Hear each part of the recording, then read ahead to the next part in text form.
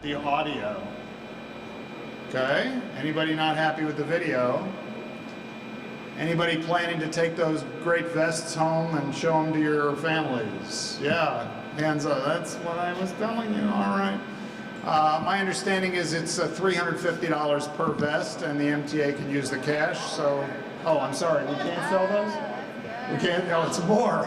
Okay, gonna need a little more.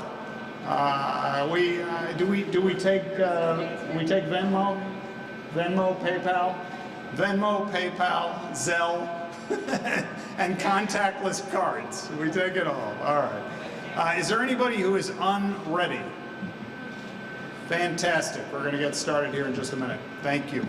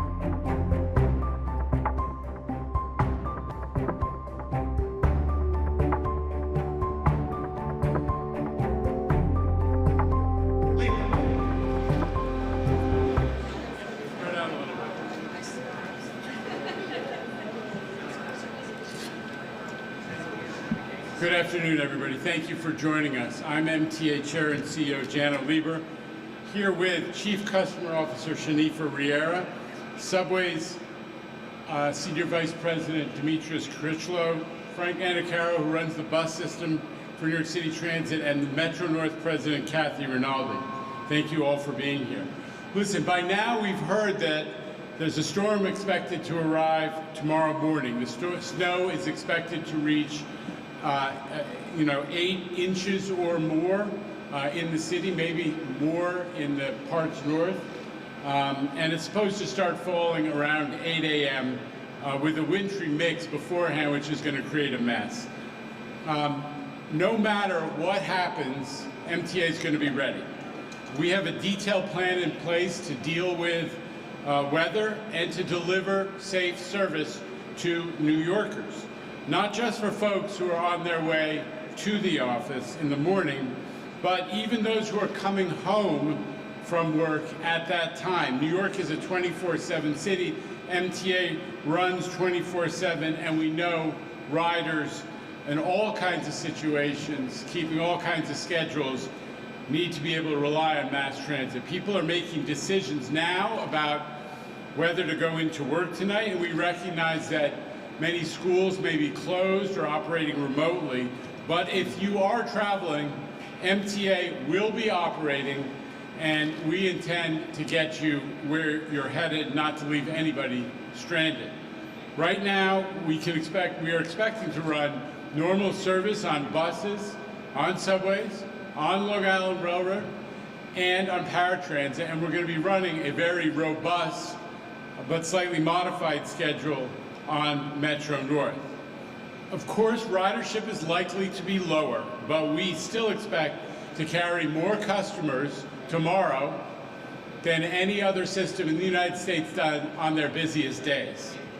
Personnel and equipment are going to be in place beforehand, ready to deal with whatever is coming and to prepare. The subways and the commuter railroads are deploying snow fighting trains, tow trucks, de-icing systems to protect the tracks and the switches. That's the key, tracks and switches. Electric trains are being fitted with special third rail shoes to prevent snow from accumulating on top of those electric third rail items. And air brake lines are purged of moisture to prevent freezing. Crews are going to have equipment on hand throughout the system to respond quickly to issues or obstructions like down trees. We put the equipment all over the system in the expectation that that may take place. For the subways, we know that the underground portions are less vulnerable during storms, but we are mindful that there are 220 miles of New York City subway that are outdoors, particularly on the A, N, B, and Q lines, a couple lines that I ride myself on my way to and from, and also on the 5 and 7 trains. Those are the trains most vulnerable because they do have significant outdoor portions. Trains may be moved inside, stored underground in anticipation of heavy snow and ice. We know how to position trains to limit that exposure. But in any case, the bus network is prepared to pick up the slack. We have 35 snow fighting vehicles on standby to clear our bus routes. And as you can see right behind me, we are starting the process of getting the tires, the wheels all chained up so that they can be ready to operate right on time tomorrow. Articulated buses are going to be taken out of service overnight, so to maximize that maneuverability that becomes necessary in snow. And bus managers have the technology that tracks headways in service in real time so that they can make changes if needed on the fly. We'll be closely monitoring our crew availability on all of our transit modes. Not to be forgotten, the paratransit operation, the accessoride vans plus the for-hire black cars that carry 30 to 40,000 customers every day are also going to be open and operating. We need those folks who rely on that system to be able to get around as well. On bridges and tunnels, the MTA bridges and tunnels, we've got almost 9,000 tons of de-icing material ready and 115 pieces of equipment actually in position right now. Roadway sensors will be giving us real-time updates on those roadway conditions on the bridges and tunnels, and we may put in place additional restrictions if required. In that case, there's always going to be intensive signage and messaging on highways and other customer communications to let the motorists know if there are outages or limitations on the bridge and tunnel operations. Listen, we encourage riders across all transit modes to keep close eye on all of the usual customer communications channels. For the commuter railroads, the Train Time app, the My MTA app, especially useful for bus and subway customers, social media, the digital screens that now have been deployed throughout the stations and throughout our system. But especially I want to pitch for MTA service alerts, which can send you a real-time, personalized email or text for your commute on your particular ride. You can sign up for those if you haven't done so already on the MTA website, mta.info/notify. mta.info/notify. If you go there, you can sign up for these real-time service alerts that'll tell you about your particular train or bus and how it's doing. Listen, before I go to Q&A, I want to thank our incredible MTA workforce. Folks are with us in this bus terminal, bus depot right now, but all throughout the MTA system, they do amazing work, especially stepping up in these kinds of weather emergencies. With that, we're happy to take your questions. All right, and we have today with us the heads of subways, buses, chief customer officer, and the Metro North Railroad as well. We'll start with Mark Santia, right over here to your left, sir, from WNBC. Mark. Thank you, Tim. Thank you very much. Can you talk a little bit, you mentioned that everything looks to be running on time, but there's going to be a slightly modified schedule for Metro North. Can you explain that a little bit? Sure, I'm going to let Kathy Rinaldi do it. Go ahead, Kathy. Hi, as Janice said in his remarks, it's still quite a robust schedule. I mean, we want to be there tomorrow for anybody who needs to travel, but realistically speaking, we're probably not going to see as many people. So what we're trying to do is put together a schedule that maximizes the reliability of our system, but not having as many switching moves over certain switch locations that tend to get a little bit iced up over a storm like this. So we have a set plan that we go to for events like this, and we're going to go to that plan. So it's still going to be a pretty high level of service during the peak. And people should go, people should go to the Train Time app to double check what those service modifications are. But if they are modifications, it's still quite a robust service plan. All right, we go to the other coast where Evan Simko-Bednarski is standing by from the New York Daily News. Evan. Hey, Jenna. So just given the weather outside right now, the fact that I'm a bit contrarian and it's above 40, in the event that snow doesn't stick, you know, we're taking the time to get the buses ready. Will there be a delay if the trains have to come off in the morning because it's rain? Frank, you want to take that one? No, there will be no delay in pullouts. We would deploy our buses, and then we have trips that buses return, and as the buses return, we'll remove the chains and just rotate them out. Business as usual. All right, Nolan Hicks is over there from the New York Post. Nolan. Yeah, hi. So, to people who have seen the trains get stuck before, what do you say to them? Well, that's a sort of a generalization. What I actually see is that the MTA has again and again demonstrated that we perform an incredibly high level during weather emergencies. But in response to the snarky question, I'll turn it over to Demetrius.